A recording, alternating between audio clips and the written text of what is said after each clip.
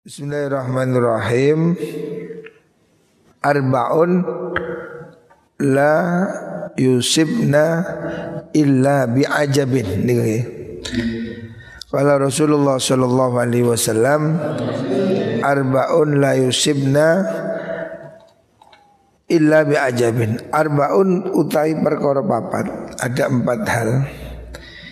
Iku la yusibna orang ngenani opo arbaun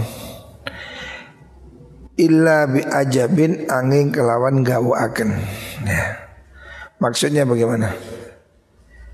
Maksudnya ada 4 hal. Ini apabila terjadi pada seorang pasti itu sangat mengagumkan, ya. Akan jarang terjadi 4 hal ini berkumpul pada satu orang. Maksudnya begitu. Sedikit sekali terjadi 4 hal ini bertemu pada seorang, ya. Biasanya orang ini cuma punya salah satu aja gitu, yaitu as-sumtu. Yang pertama sifat diam, ya. Wa huwa awwalul ibadah. Diam ini adalah permulaan dari ibadah, ya. Wa tawadhu dan tawadhu. Tawadhu ini sikap rendah hati. Wa dzikrullahi dan zikir pada Allah. Wa qillatu syai'i lan sekedhike suwi-wici. Maksudnya dia mempunyai harta yang sangat terbatas, ya. 4 hal ini jarang terjadi dimiliki oleh seseorang. Kalau ada orang mempunyai 4 sifat ini pasti sangat mengagumkan gitu. Yang pertama sifat pendiam, ya. Pendiam ini kan satu sifat yang istimewa. Banyak orang itu angel meneng, ya. Sing akeh kudu nyecipris, ya. Pomane wong wedok, ya. Ini sulit sekali suruh diam ini. Orang punya sifat pendiam itu hal yang hebat, ya. Diam itu emas, ya. Banyak orang yang sulit untuk diberhentikan bicara, itu sulit, ya. Kita ini sejak kecil belajar bicara mungkin 1 bulan 2 bulan supaya bisa bicara. Tetapi kita harus belajar diam seumur hidup, ya. Seringkali orangnya jadi masalah karena nggak bisa jaga mulut, ya. Awalul ibadah, ya. Pokok aimabnaha wa asasuha, pondasi dari ibadah itu diam. Karena mulut ini yang bisa membuat orang terjerumus ke neraka karena mulutnya, ya. Makanya sedikit orang yang bisa menahan diri, tidak banyak omong, ini sedikit, ya. Sing akeh kudu ngecemes, ya. Pemene wong wedok wis gremeng, ya. Yang kedua adalah tawadhu, ya. Sikap rendah hati, ya. Menghadapi siapapun berusaha untuk tidak merasa lebih baik, ya. Tawadhu. Yang ketiga zikrullah, selalu berzikir, ya. Selalu berusaha membiasakan mulutnya basah dalam zikir. Yang ketiga qillatu syai', menerima hidup apa adanya, ya. Banyak orang yang nggak bisa seperti itu. Jadi lek duwe iku mesti sambat ngalor ngidul. Aku gak duwe ra. Ngene iki PSBB iki ODP, PSBB, apalagi banyak orang yang hari ini bisanya geremeng, ya, menunjukkan sikap resah, sikap ngersulah ya, nelangsa itulah. Jadi banyak orang yang tidak bisa menerima kemiskinan itu. pasti lebih banyak orang itu sambat ya. Sambat ngalor, sambat ngidul ya. Jarang lagi orang yang bisa miskin tapi diam, itu sedikit. Makanya kalau terjadi ada orang rezekinya seret, ya atau sedikit lah, tetapi dia punya sikap pendiam, tawadhu, selalu zikir, ini istimewa. Ini orang istimewa. Makanya kata Nabi mengatakan arbaun la yusibna illa bi'ajabin. Ada 4 hal ini yang tidak terjadi kecuali sangat mengagumkan ya. Hanya orang hebat itu yang bisa melakukan itu ya. Makanya saya bilang hidup sesulit apapun nggak perlu diutarakan pada orang lain ya. Karena percuma kamu cerita sambat, orang lain tidak akan ada yang mau memberimu uang tanpa alasan. Oh ini sambat kasih uang, enggak. Kamu sambat malah jadi tertawaan ya. Jadi usahakan hidup ini sesulit apapun jangan diadukan pada orang, adukan pada Allah Subhanahu wa ta'ala ya. Ini cara hidup yang benar itu. Arbaun tajri alaihim ujurum ba'dal maut. Arbaun ada 4 hal tajri yang mengalir alaihim ingatasi arba'ah apa ujuruhum pira-pira ganjarani arba'ah ba'dal mauti sa'usi mati. Ada 4 hal yang pahalanya akan terus mengalir setelah mati. Ada 4 orang ya yang terus dapat pahala. Yang pertama, man mata murabiton fisabilillah. Pertama, orang yang meninggal dalam keadaan murabit, bersiaga ya. Tetap menjaga pertahanan fisabilillah dalam perjuangan ya. Orang yang mati dalam perjuangan ya. Dia tidak melarikan diri dari kewajibannya. Yang kedua, waman allama ilman, orang yang mengajar suatu ilmu, ujriyalahu amaluhu ma umila bih. Orang yang mengajarkan ilmu, pahalanya akan terus mengalir, dialirkan kepada dia selama ilmunya ini masih diamalkan oleh orang lain ya. Makanya ini salah satu tugas kenabian itu mengajar ya. Kalau bisa kita ini hendaknya selalu mengajar. Karena apa? Keuntungan kita mengajar itu akan menjadi jariah. Kita menyuruh orang berbuat baik, ngajari sholat. Dia sholat, diajarkan pada muridnya, muridnya sholat terus secara berantai, ini mendatangkan pahala ya. Makanya sebisa-bisanya santri ya, kalau bisa pulang itu ngajar ya. Jangan diem.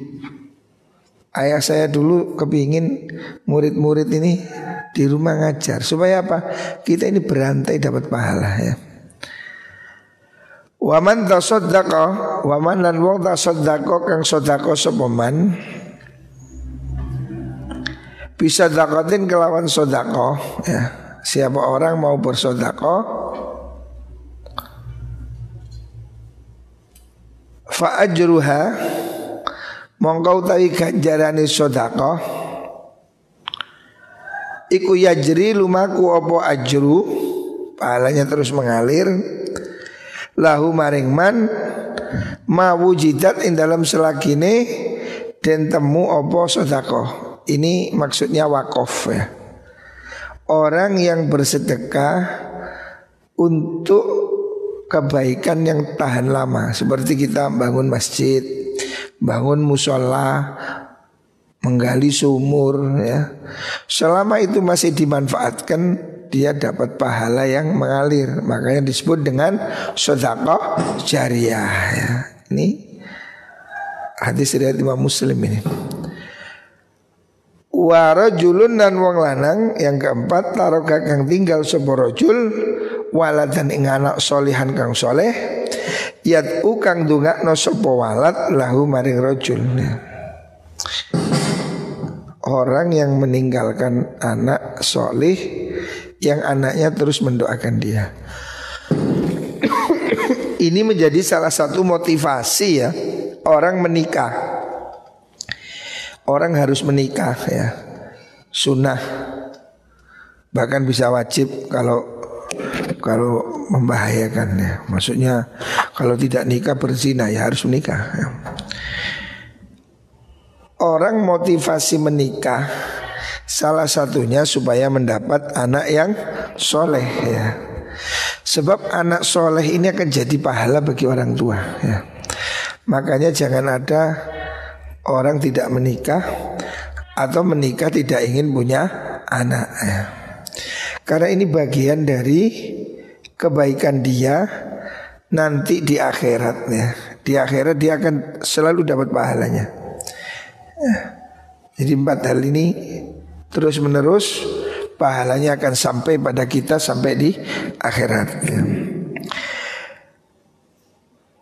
Arba'atun min kanzil jannah. Arba'atun utai perkara papat iku min kanzil jannati setengah sangking gudange swarga. Maksudnya gudange swarga itu ada 4 hal ini yang pahalanya itu akan mengalir terus ya. Nanti kita akan temukan di surga. Jadi itu namanya min kanzil jannah. Ada 4 hal yang akan menjadi simpanan kita di surga ya. Maksudnya gedungnya surga itu pahalanya akan kita temukan nanti di surga, itu akan kelihatan ya. Walaupun mungkin tidak hari ini. Yang pertama, ihfa'us shadaqah. Hal yang akan tampak pahalanya di surga itu adalah ihfa'us shadaqah. Menyembunyikan sedekah. Artinya sedekah dengan cara yang sirri. Kemarin sudah disebutkan dalam kitab Ihya, sebaik-baik sedekah itu sedekah yang sirri ya. Walaupun sedekah dengan tampak itu juga baik ya. In tubdu sedekah fa ni'mahi wa in tufuha wa tu'tuhal fuqara fa huwa khair ya. Sedekah sirri ini lebih baik ya. Yang selanjutnya mana? Wa kitmanul musibati, lan nyingitaken musibah, menyembunyikan musibah. Maksudnya tidak menampakkan musibah ya. Kalau ada kesulitan, tidak usah kita tampakkan pada orang lain. Biarlah kita tampakkan pada Allah Subhanahu wa ta'ala ya. Ini untuk mengurangi ngeluh pada manusia ya. Berhentilah mengeluh sebelum orang lain mengeluhkan dirimu karena kamu suka mengeluh. Orang itu mendengar orang ngeluh itu gak senang, jangan dikira ya. Karena ada orang itu ngeluh ya, ketemu sambat, aduh anu, itu orang kan akhirnya kan dengerin itu sudah alergi, sambat mana, sambat mana kan gitu. Karena mbok sambat tukang sambat. Orang sambat ya, apa bahasa Indonesianya? Orang suka mengeluh itu menjemukan ya, membosankan gitu loh. Jadi jangan suka mengeluh ya. Stop sambat. Nah, sambat itu tidak tangguh. Nah, jadi kamu itu jangan nanti sambat. Aduh ekonomi sulit. Situ aduh tengku loro. Aduh anu, aduh ini, aduh itu. Sambat bojone, sambat anake, sambat anu, sambat. Akhirnya diceluk mbok sambat. Nah, terlalu banyak sambat ya. Jangan banyak ngeluh ya. Kalau perlu mengeluh, mengeluhlah pada Allah Subhanahu wa ta'ala ya. Jangan ngeluh pada manusia ya.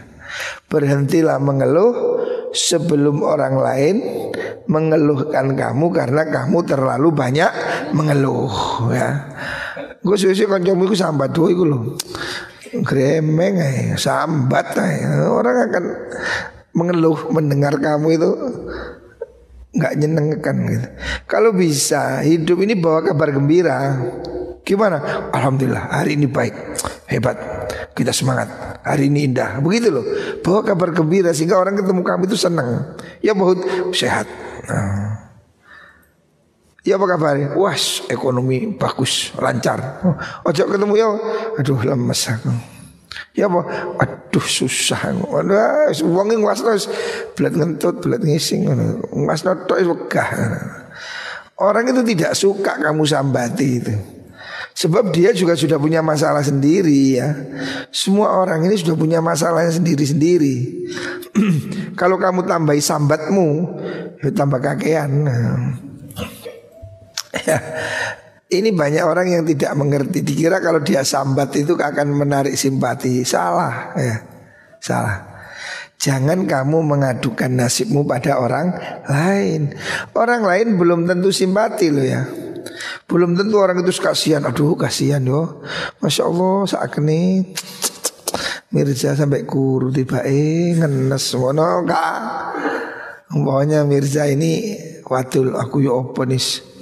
Pacarku anu belum tentu orang lain itu aduh kasihan. Bisa jadi alah cengeng. Bisa jadi begitu. Orang yang kamu kelui, orang yang kamu sambati belum tentu simpati kepadamu. Bisa jadi dia akan menertakan kamu. Alah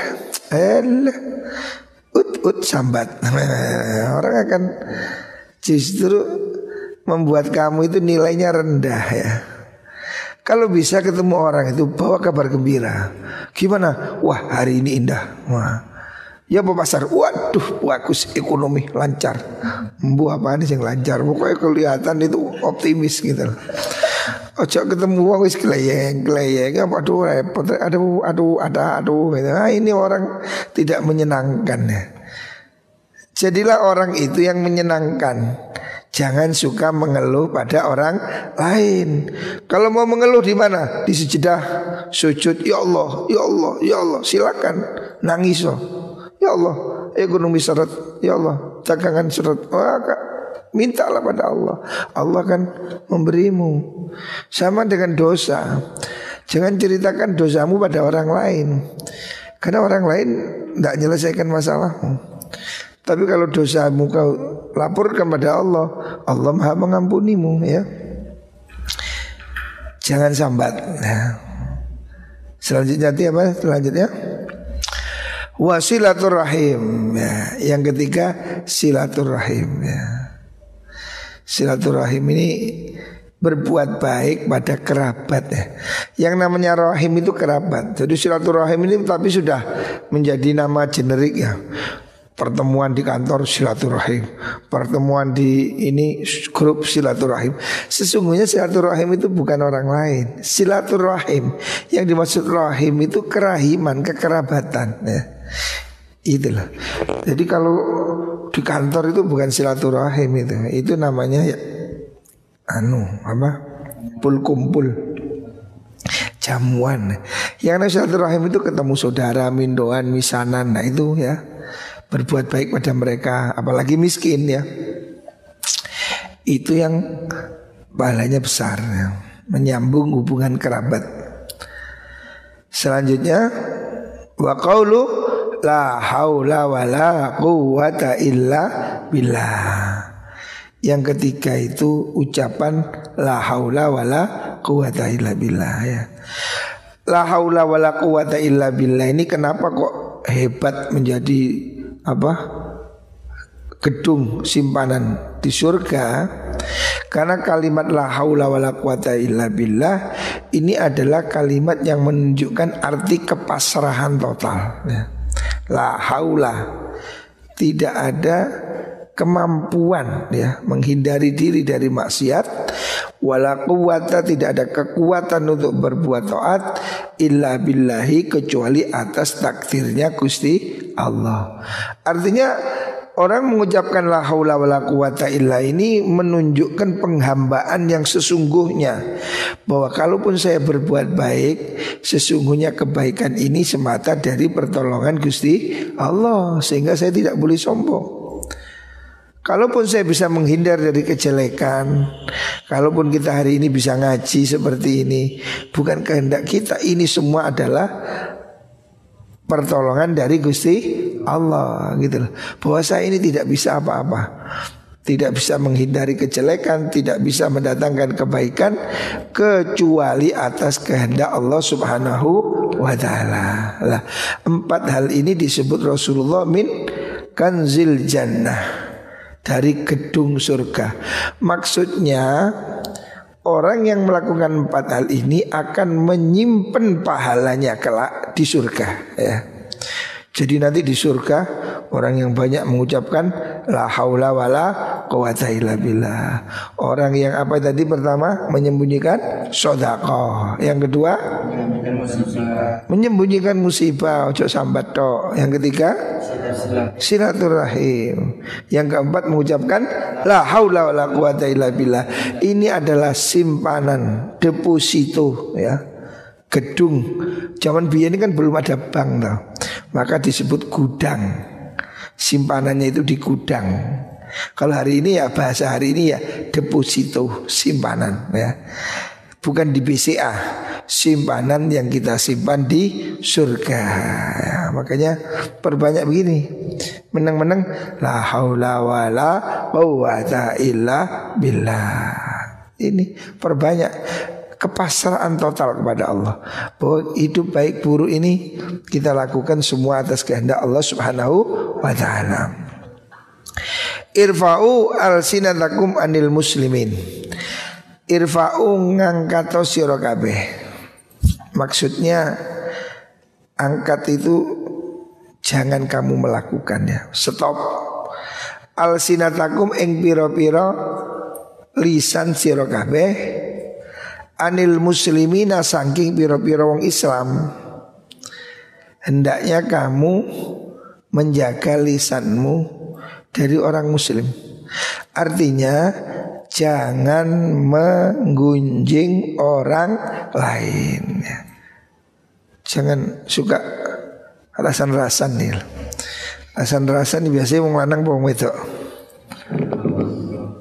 Biasanya wong lanang. Wong wedok wis kulino. Dukure biasa.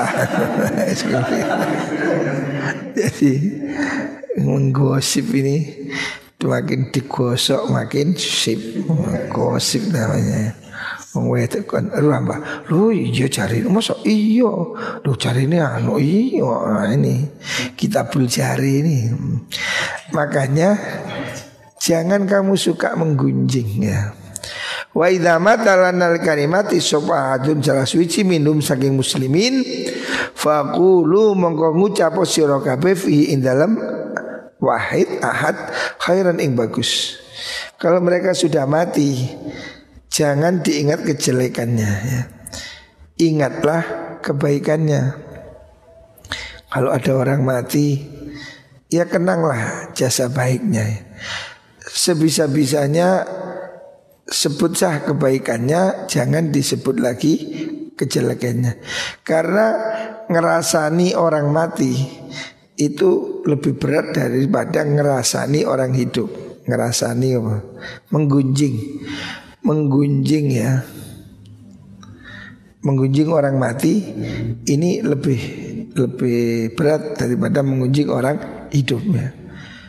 Tetapi diperbolehkan kalau memang untuk maslahat, maksudnya supaya tidak ditiru. Jangan kamu niru Hitler. Nah, Hitler begini begitu. Nah, jangan kamu tiru siapa itu perampok. Nah, itu boleh, ya. Kalau tujuannya untuk mencegah orang lain jangan menirukan. Tapi kalau hanya sekedar untuk menggunjing tidak boleh. Kamu tahu nggak? Anu itu masa iya? Nggak boleh, ya. Rawahu Tabrani, hadis riwayat Imam Tabrani an Sa'd bin Sa'd. Selanjutnya irhamu minan nasi salasatan. Kata Rasulullah sallallahu alaihi wasallam, irhamu, hendaknya engkau mengasihi, ya. Walasono sira kabeh. Kasihlah minan nasi saking menungso salasatan ing wong telu. Ada 3 orang yang hendaknya kamu kasihani. ada 3 orang yang kita ini perlu kasihan, jangan dihina lah. Ini orang yang apes. Siapa itu? Yang pertama aziza qaumin zalla. Orang yang harus kita welasi itu orang mulia ya, aziza qaumin, pembesar tokoh kaum yang zalla, yang jatuh hina ya. Asalnya itu ningrat Raden Notoboto Mangkurondo. Asalnya orang mulia tapi dia jatuh hina atau bangkrut atau dipecat. Nah, ya, itu orang yang asalnya mulia terus terhina. Mantan kepala desa terus ditangkap KPK. Yang asalnya dihormati tiba-tiba menjadi terhina. Itu kasihani ya. Karena dia itu drop ya. Mantan pejabat yang sudah pensiun. Nah itu kan kadang dia merasa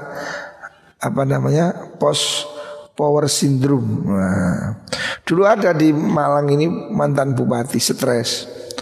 Biasanya mendelik, biasanya ngongkon uang, terus pensiun nggak ada yang disuruh. Akhirnya dia agak stres. Dia menang-menang uang diceluk dikaplok-plok, kayak duit. Biasanya ngaplok uang. Nah ini orang stres ini. Kasihan orang yang post power syndrome kalau bahasa sekarang. Orang yang kehilangan kehormatannya karena dipecat atau karena pensiun atau karena apalagi dijatuhkan oleh lawan politiknya atau KPK ya. Kasihan nih ya, orang begitu itu jangan dihina. Oh itu loh, kapok kan, jangan digituin ya. Yang kedua, wa ghaniya qaumin iftaqar.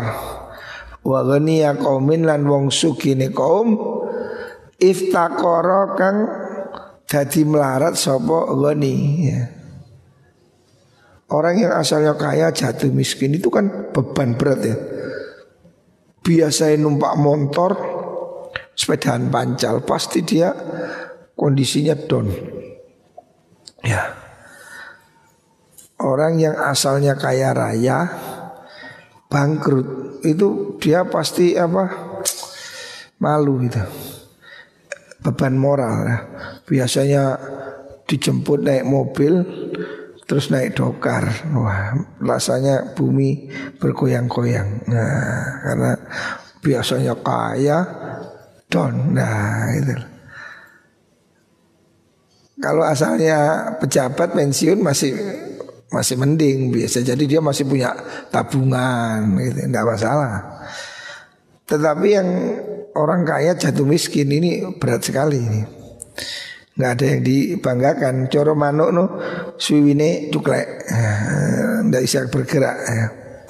Ya hari ini corona ini bisa banyak membuat orang yang tidak berdaya ya. Wa aliman, yang ketiga yang perlu kita kasihan itu wa aliman lan wong alim baina juhalin, antara ni pira-pira wong kang goblok-goblok, orang bodoh-bodoh. Riwayat lain mengatakan wa alimun yal'abu bihil juhal, orang alim yang jadi mainan orang bodoh. Artinya orang alim yang tidak punya integritas ya. Orang alim yang tidak dihargai ilmunya gitu. Ini kasihan juga ya. Orang alim yang ilmunya tidak bermanfaat, jadi dikedulinan wong, dijadikan bahan tertawaan ya. Orang alim yang tidak ada tidak ada kehormatannya. Harusnya orang alim ini kan bisa jaga dirinya sehingga dia dihormati orang. Itu kan sesuatu yang kausal ya, timbal balik. Orang alim itu dibutuhkan ilmunya, maka dia dihormati. Lah kalau ada orang alim dibuat mainan orang goblok ya, orang alim jadi ledek-ledekan ya, itu mungkin ya salahnya sendiri. Mungkin dia tidak bisa menjaga diri ya. Ngomong alim kok nanti di soalan cekak ya, maka orang yang meremehkan. Nah, ini gimana sih ya? Orang alim tapi tidak bisa menjaga kehormatannya sehingga dijadikan mainan oleh orang bodoh. Atau orang alim yang menjadi hamba penguasa sehingga dia itu harus berfatwa yang tidak sesuai nuraninya. Ya kan jadi tertawaan itu. Ya seperti dulu ada orang alim berfatwa bahwa judi porkas halal. Nah itu kan diketawain orang. Ya. Orang alim yang tidak bisa memegang amanah ilmu. Nah, jadikan tertawaan orang. Nah, itu kasihan sekali ya. Pasti hati nuraninya dia sangat tersiksa. Rawal Askari. Izhad zuhud sira, maksudnya nerima no sira. Fit dunya ing dalam dunya. Yuhibbuka moko demen ka ing sira sinten Allah ya. Kalau kamu zuhud di dunia, artinya zuhud itu tidak rakus ya, menerima hidup sederhana. Yuhibbuka maka kamu akan dicintai. Yuhibbuka demen ing sira sapa Allah. Allah akan menyukai kamu kalau kamu hidupmu zuhud, tidak rakus, tidak hidup dengan cara-cara yang kotor ya. Orang ini karena ambisi duniawi sehingga dia tidak bisa jaga diri, mencuri, berbohong ya. Allah tidak suka. Wazat fi ma fi aidin nas, wazat nan zuhud sira. Hendaknya kamu bersikap zuhud, neriman fima ing dalam perkara fi aidin nasi kang ing dalam tangane menungso. Maksudnya kamu hendaknya jangan mengharapkan apa yang dimiliki orang lain ya. Jangan ikut berebut ya. Yuhibbukan nas, maka kamu akan disukai oleh orang lain ya. Jadi di dunia ini jangan menjadi sangat ambisius ya. Jangan kamu menjadi rakus sehingga Allah tidak suka. Karena sifat rakus terhadap dunia itulah yang memicu orang untuk berbuat jahat ya. Apakah tidak boleh kaya? Boleh aja ya. Tapi yang tidak boleh itu kerakusan ya. Sikap rakus ya, itu yang tidak disukai sehingga akan menghalalkan segala cara ya. Zuhud fima indanas maksudnya ya jangan ikut berebut dengan orang lain. Kalau kamu mau berebut umpamanya jadi kepala desa ya pasti banyak musuhnya kan kamu. Karena kan ada kandidat lain yang akan jelek-jelekan kamu ya. Tapi kalau kamu gak ikut pilkades, orang kan gak ada perlunya menjelekkan kamu. Tapi kalau kamu ingin berebut apa yang ada di manusia, jabatan umpamanya, DPR umpamanya, ya pasti kan ada kampanye. Kampanye kan bisa saling sikut ya. Kalau kamu tidak menginginkan apa yang diperebutkan manusia, apa itu harta, apa itu pangkat ya, maka yuhibbukan nas, kamu akan disukai ya. Tetapi kalau kamu ikut berebut ya, pasti mereka akan menyerang kamu ya.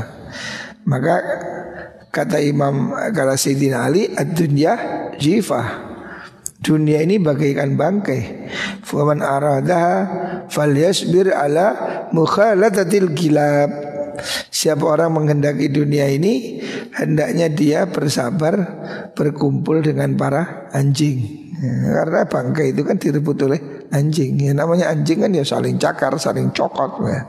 Dunia ini seperti itu. Coba kamu lihat orang rebutan kekuasaan, pasti ya saling menjatuhkan, saling memfitnah ya.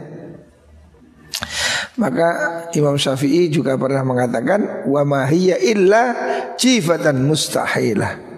Dunia ini hanya seperti bangkai yang busuk.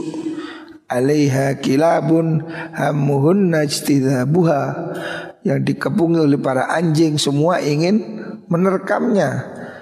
Fa in tajannabtaha kunta salman li ahliha. Kalau kamu menjauhi kontestasi dunia, kamu akan diterima semua orang. Tai wa in tastadibha nazaat ka kilabuha. Kalau kau ikut berlomba mencari berebut pangkat di dunia ini, ya kamu akan dikeroyok para anjing-anjing itu. Artinya kehidupan ini akan menjadi musuh bagi kamu. Orang pasti kamu menjadi lawan orang yang pesaingmu ya. Tapi kalau kamu tidak banyak persaingan ya, orang tidak ada perlu sama kamu ya. Itu resikonya. Arwahul Hakim an Sahal bin Sa'ad. Yang terakhir, azhadun nasi fil alam bukan fil alimi asadun nasi utawi luwe zuhude menungso. Maksudnya azhadun nasi ini apa sih? Yang paling tidak butuh gitu loh. Orang yang paling zuhud, yang paling tidak butuh fil alimi ya, pada orang alim ya. Azhadun nas maksudnya aktsarun nasi zuhdan ya. Kebanyakan orang yang sangat tidak membutuhkan ya. Fil alimi pada orang alim ya. Ada orang itu yang gak seneng wong alim maksudnya ngono lho. Sapa iku? Ahluhu, keluargane alim. Jadi kadang malah anaknya gak seneng ngaji gitu loh. Nah ini warning ini pada kiai-kiai ini. Coba kamu lihat sekarang ya. Banyak kan kiai hebat anaknya gak harusnya jadi kiai. Anaknya sibuk jadi pegawai, anaknya sibuk sekolah di tempat lain. Ini saya sudah melihat banyak kasus ya. Pondok-pondok mati, saya sudah melihat sendiri beberapa kasus. Ini warning ya. Apa yang dikatakan Rasulullah SAW, ashadun nasi fil alim ahlu. Orang yang tidak butuh pada orang alim itu seringkali ya keluarganya sendiri. Wajironuhu lan tetanggane alim, tetangganya juga nggak suka ya. Inilah sedih. Saya melihat banyak kiai anaknya jadi dokter, jadi insinyur, tapi anaknya dokter nggak ada yang mau jadi kiai. Lama-lama kiai ini barang langka ya. Karena banyak sekarang itu anaknya kiai yang latah. Bapaknya ngaji, anaknya sudah nggak ngaji. Banyak kiai hebat, profesor, doktor, anaknya nggak ngaji. Anaknya lebih suka jadi insinyur, anaknya lebih suka jadi dokter, jadi apalagi yang dia nggak butuh pada ilmunya bapaknya itu. Padahal orang lain datang dari semua tempat untuk ngaji ke bapaknya, tapi anaknya malah pergi ke tempat lain. Ini kenyataan, gitu betul. Kenyataan hari ini orang yang nggak suka kiai itu seringkali keluarganya sendiri ya, dan tetangganya. Makanya kamu lihat, saya itu contoh begini, orang jauh-jauh itu datang ke sini, tapi orang sini datang ke sana. Seperti tulisan nih, tulisan terlalu cedek kan gak keton, gak kelihatan. Orang itu kelihatan dari jauh. Dulu ya, zaman dulu, orang sini, orang Malang berbondong-bondong pergi ke Magelang karena di sana ada wali. Tapi orang Semarang berbondong-bondong ke Bululawang karena di Bululawang ada wali. Wong Bululawang dia gak teko, tonggone dia gak, tapi orang jauh datang ya. Jadi seringkali orang itu tonggone dewi malah sinis. Ya sama dengan pondok lah. Ini contoh konkret. Pondok ini yang datang dari jauh-jauh, ya kan? Ini ada anak Papua, ada anak Bali, ada anak Banten, ada anak mau jauh-jauh malah datang. Sing nggak datang tonggoku dewi. Sebelah rumah nggak ada yang sekolah di sini, ya kan? Makanya benar kata Rasulullah Sallallahu Alaihi Wasallam, yang seringkali tidak butuh ya, aktsarun nasi zuhdan, maksudnya dia tidak perlu. Seringkali yang tidak butuh pada kiai ya, pada orang alim itu keluarganya sendiri. Artinya banyak orang yang anaknya malah nggak mau ngaji. Bapaknya khusyuk, bapaknya guru, anaknya gak gelem mulang. Ini saya sudah melihat di Malang ini banyak kasus begini. Anaknya kiai gak sibuk ngaji, sibuk sekolah, ingin jadi pegawai negeri. Akhirnya anak jadi pegawai, pondoknya mati. Beberapa saya lihat ini kasus ini banyak, bukan satu dua. Saya sudah melihat beberapa kasus pesantren ya, yang dulu bapaknya ngaji istiqomah ya, tapi sayang anaknya sibuk sekolah. Akhirnya ya anaknya jadi dosen lah, jadi guru negeri lah, jadi pengacara, jadi notaris, dokter. Pondoknya mati. anaknya nggak ada yang mau ngaji. Ini banyak sudah. Di Malang saya lihat banyak, di daerah lain juga banyak ya. Ini kan aneh. Padahal dulu bapaknya ini kan dibutuhkan orang karena ngaji. Tapi anehnya anaknya tidak mau ngaji ya. Ini fakta ya. Saya melihat banyak kasus seperti ini. Beberapa pondok di Malang Selatan ini saya lihat mati maksudnya ya wis betul-betul kukut ya. Karena apa? Karena generasi penerusnya nggak ada. Jadi banyak orang itu tidak pede jadi kiai.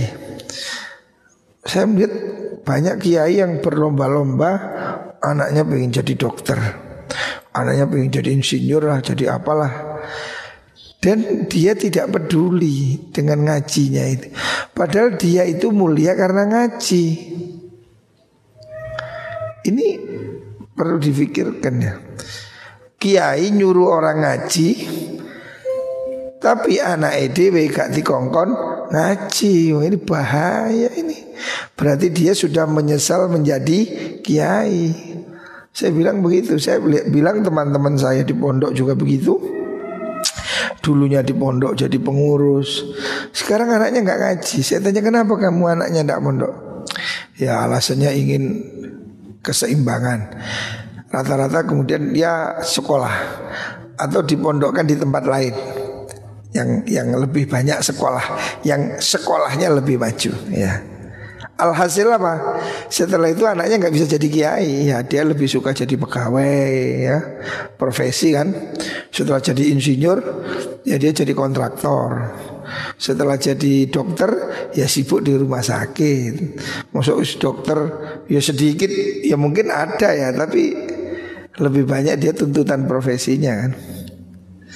Makanya saya berusaha untuk anak-anak saya ngaji nih. Karena saya melihat ini realistis ya. Angkatan saya sudah melihat banyak yang salah ini.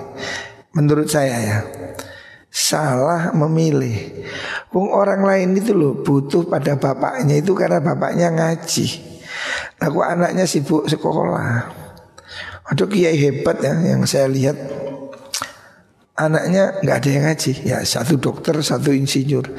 Ya nganggur wis kitabe bapak sing sak lemari itu. Padahal bapaknya dulu sering beli kitab. Bahkan kalau ketemu saya cerita ini baru beli kitab di sana, ngambil dari sana sampai ke Eropa ya. Kitabnya ini, oh ini kitab ini tidak ada di sini, adanya di Jerman. Oh dia ngambil kitab, hebat. Ketika meninggal saya datangi anaknya dokter dan insinyur. Saya bilang, Gus, ini kitab bapak siapa yang mau baca? Ketawa dia, ya siapa ya? Jadi nggak tahu. Karena itu tadi kita silau sama milik orang lain, ya, gak bangga gitu loh. Wong kiai kok gak bangga jadi kiai? Kiai kok getun dari kiai? Kalau saya yakin, makanya anak saya suruh mondok aja. Nanti kalau kepingin istri dokter saya carikan. Nah, daripada susah-susah sekolah dokter, sudah banyak yang jadi dokter. Maka anak saya suruh ngaji aja, gak usah jadi dokter. Nanti kalau bisa cari istri dokter aja, gampang. Kadek sekolah langsung duwe bu dokter. Nah, karena saya peduli ya. Saya melihat faktanya ya. Orang angkatan saya ya, teman-teman saya, anak-anak kiai sudah banyak yang nggak bisa ngaji. Tapi wis kadung diceluk Gus. Yo akhirnya yo terpaksa jadi kiai juga ada. Tapi ya itu dah. Kualitasnya jauh ya. Karena nggak ngaji. Ada lagi yang ya wis nggak ngiyai. Saya punya teman anak kiai hebat, bahasa Inggrisnya top. Ya sudah, masa dia mau ngajar bahasa Inggris, nggak iso ngaji. Ya dia jadi dosen di perguruan tinggi. Yang menurut saya itu banyak yang bisa melakukannya. Ya contoh bahasa Inggris umpamanya. Hari ini saya punya native speaker dari luar negeri. Kan Daripada anak saya sekolah bahasa Inggris nggak ngaji, lebih bagus saya suruh anak saya ngaji, guru bahasa Inggrisnya saya ambil dari Australia. Cuma sisan, sing Inggris mulai lahir procot, fasih gitu. Ini loh banyak kesadaran ini yang hilang ya. Ini kita diingatkan oleh Rasulullah SAW. Hadis ini terbukti terjadi ya hari ini. Banyak orang yang tidak butuh pada orang alim, yang tidak ngerti, tidak perlu pada kiai. Itu adalah keluarganya sendiri ya. Makanya banyak juga anak kiai nggak mau ngaji ya. Anak kiai kepingin jadi insinyur, anak kiai kepingin jadi dokter. Alasannya ya biar dua-duanya. Tapi saya belum melihat yang contoh ideal. Ya mungkin ada sedikit ya. Umpamanya anaknya kiai seperti di Mesir itu siapa, Profesor Yusri. Wah itu saya kira di Indonesia belum ada ya. Dokter bedah tapi bacaannya Bukhari. Wah itu hebat kalau bisa begitu. Itu oke. Tapi di Indonesia saya belum lihat itu. Bupati yang bendino moco ikhya belum ada. Kalau ada ya top ya, makanya ada dokter kalau pagi baca Sahih Bukhari, sore Muslim, malam ihya, gak praktek lah. Inilah banyak orang yang kemudian nyepelek nih. Anak ibu tuh kan ngaji, ayo ngaji, pahalanya ngaji, anu. Tapi anak dia gak ngaji. Ya, ini ironis ya. Banyak orang gak butuh kiai itu keluarganya sendiri dan tetangganya. Makanya rata-rata pondok itu santrinya dari jauh ya. Deket pondok jarang yang mau ngaji. Ya mungkin ada tapi sedikit ya.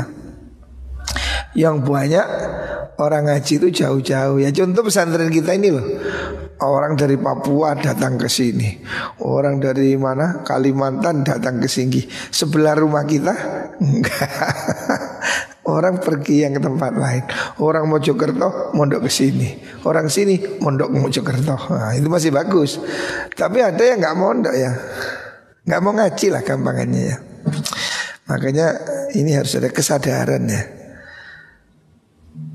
Kalau bisa dua-duanya itu hebat, bagus ya. Kalau bisa, walaupun saya belum nemu ya. Ya ada mungkin tapi tidak banyak ya. Kiai yang sekaligus insinyur ya mungkin ada, tapi tidak banyak ya. Lebih banyak dia menjadi profesinya, artinya ngajinya kalah. Ya, tapi sesungguhnya kita ini tidak perlu takut ya. Rezeki ini ditakdir oleh Allah Subhanahu wa ta'ala. Jangan takut ya. Kalau kamu sih mimpi jadi dokter itu angkatan saya. Orang-orang yang lahir bersama saya tahun 70-an itu mimpinya jadi dokter. Teman-teman saya itu dulu pasti cita-cita dokter, insinyur, pengacara.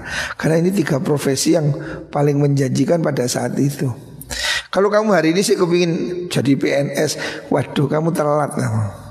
Hari ini PNS sudah gak menjanjikan. Orang kaya-kaya itu sekarang itu orang yang kerjanya itu santai, blogger, kaya. Coba itu, siapa namanya itu? Blog itu blogger ya istilah itu. YouTuber itu kan kerjanya sambil santai cekika-cekiki. YouTuber itu satu bulan ada yang dapat 400 juta, ada yang 1 M ya. Kerjanya pencilaan. Hari ini tuh era milenial ini sudah kerjanya itu bagaimana mengorganisir bisnis seperti Jack Ma. Wah, dia punya aplikasi Nadiem Makarim, Gojek, itu sekarang yang kaya. Coba Menteri Pendidikan kita itu Nadiem Makarim, profesor dari mana? Enggak, pengusaha apa? Aplikasi. Ya, orang terkaya hari ini itu bukan dokter, bukan apa? Bukan dosen. Siapa yang orang terkaya itu sekarang? Ruang guru. Wah, ruangan paling hebat di Indonesia namanya Ruang Guru. Dapat proyek 5,6 T. Waduh. Ruang Guru namanya. Mbuh, sakbiro ruangannya. Dapat program 5 triliun. Wah, hebat. Gojek. apalagi Lazada, apalagi Shopee, bisnis kelas besar. Itu dunia sekarang itu bisnis yang jaringan ya. Sudah nggak zamannya anak hari ini kepingin jadi PNS itu ketinggalan zaman nih. Saya suruh jadi PNS nggak mau. Sejak kecilnya nggak punya itu. Hidupnya habis dia. Pagi sampai sore dia harus terikat di kantor. Setelah tua pensiun dibuat. Tidak punya kebebasan finansial ya. Orang angkatan saya pengen jadi pegawai negeri ya. Itu impiannya. Tapi ayah saya sejak awal mengatakan jangan jadi pegawai negeri. Karena hidupnya lebih bebas, lebih menyenangkan gitu. Lah ngaji ki ojo khawatir ya. Sekarang kamu nggak jadi dosen pun bisa lebih kaya dari dosen ya. Pasti bisa lah. Sekarang ini orang bisnis online, orang bisnis marketing pakai itu apa? Ya kamu lihat ini turis kita ini. Nah, dia bisa jalan-jalan karena dia pekerjaannya programmer. Kan kerjanya bisa di laptop, bisa keliling dunia. Lalu kan pegawai negeri, coba keliling dunia dipecat kan. Izin 5 dino dipotong gajimu. Kamu tidak punya kebebasan finansial ya. Makanya sandarkan hidup pada Allah Subhanahu wa taala. Moga-moga semua diberi rezeki yang barokah.